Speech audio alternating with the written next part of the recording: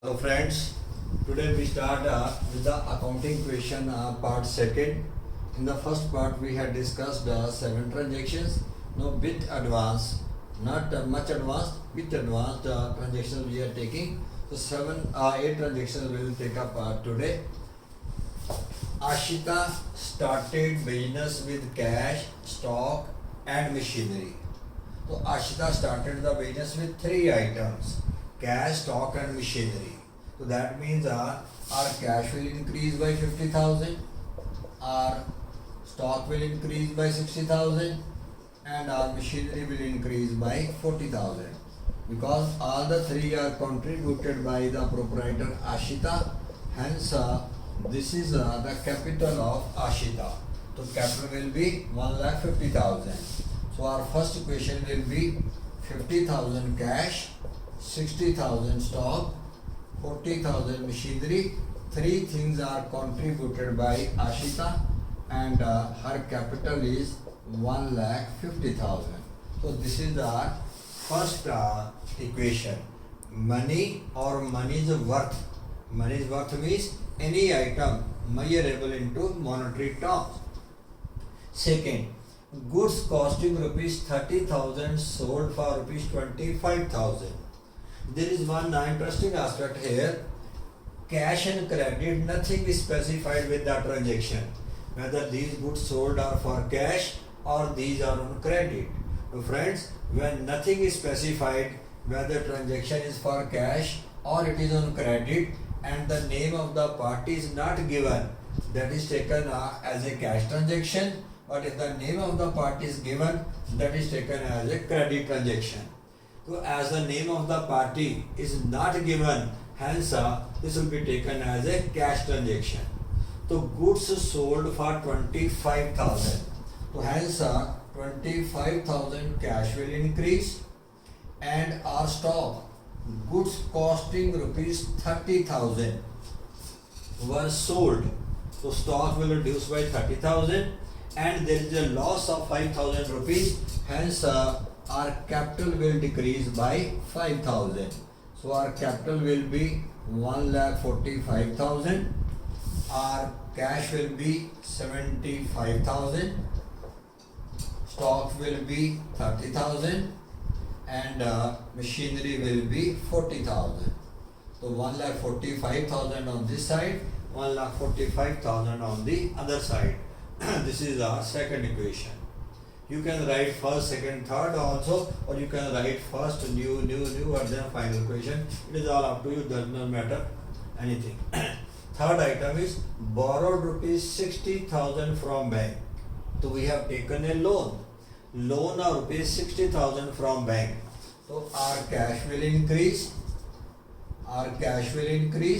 and our liability of 60,000 towards the bank will increase, because it is our bank loan. It's a liability. So our cash will be 1,35,000, stock will be 30,000 and 40,000 will be our assets. So 1,45,000 will be our capital and 60,000 will be the liability towards bank. So 2,05,000 on this side and 2,05,000 on this side. This is our new equation or the third equation. Fourth one, proprietor transferred rupees 70,000 from personal bank account to business bank account. Anything personal transferred by the proprietor into the business forms the additional capital, and anything from the business which goes out for the personal reasons, then that becomes the drawings. So here personal money of the proprietor is coming into the business, so that will form the additional capital of the proprietor. So additional capital means capital will increase. So because it is transferred to business bank account, hence bank balance as our asset, that will increase. So 70,000 bank balance as a asset will increase. So our cash will be 1,35,000, stock 30,000, machinery 40,000, bank balance 70,000 and capital 2,15,000 and 60,000 will be a liability. So 2,75,000 and 2,75,000. This is our fourth equation. Fifth one, purchased goods from Vinayak for rupees 80,000. As I discussed earlier, when cash and credit, nothing is specified in the transaction, but the name of the party is given, that is taken as a credit transaction. And if name is not given, that is taken as a cash transaction. So in this case, cash or credit, nothing is specified, but the name of the party is given. Hence, this will be our credit transaction. So means purchased goods for rupees 80,000 on credit. So on credit means our liability will increase. As we have segregated our assets into cash, stock, machinery, bank, etc. Similarly, you can segregate your liabilities also if you are interested. Creditors, one liability, and bank loan, second liability. Similarly, third, fourth, whatsoever. But if you want to keep it combined one, you can keep it combined also. So our capital will be 2,15,000 and 1,40,000 will be the total liability. 1,35,000 will be cash, 1,10,000 will be a stock, 40,000 machinery, and 70,000 is the bank balance. So 3,55,000 on this side and 3,55,000 on this side. So next is paid rupees 77,000 to Vinayak in full settlement of his account. Full settlement. We were to pay rupees 80,000 to Vinayak, and by paying 77,000, account of Vinayak will be fully settled. It means 3,000 rupees discount we received. Whenever he talks about the full settlement, the balance will be discount. When we pay the amount, we receive the discount because we made the early payment. So discount is our income. When we receive cash, we allow the discount. So in that case, discount is our expense. So here, because we have paid the money to Vinayak and we have availed the discount of rupees 3,000, and 3,000 discount received will be our income. So being income, our capital will increase and our liability of 80,000 towards the Vinayak has decreased, and our cash 77,000 cash we have paid. So 77,000 cash has decreased, 3,000 discount we received, that is our income, and 80,000 liability towards Vinayak is settled. So our capital will be 2,18,000. Our liabilities will be 60,000. Our cash will be 58,000. 1,10,000 will be our stock, 40,000 machinery, and 70,000 as bank balance. So this is our new equation. Next item is cash withdrawn from bank. Bank for two reasons: for personal use as well as for office use. For personal use we withdrew rupees 15,000 from bank, and for office use we withdrew rupees 18,000 from bank. The total amount withdrawn from bank is 33,000. Total amount withdrawn is 33,000. So bank balance will reduce by 33,000.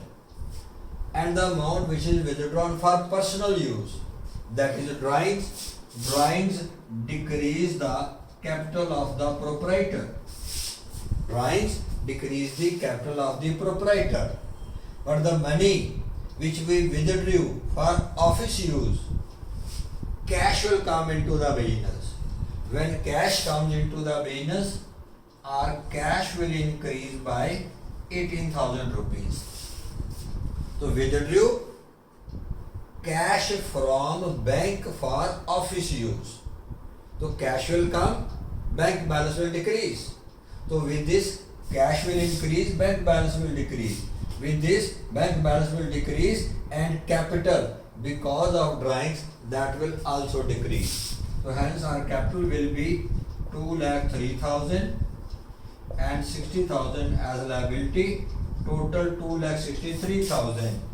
So our accounting question will be 76,000 cash, 1,10,000 as our stock, 40,000 machinery, plus 37,000 will be our bank balance.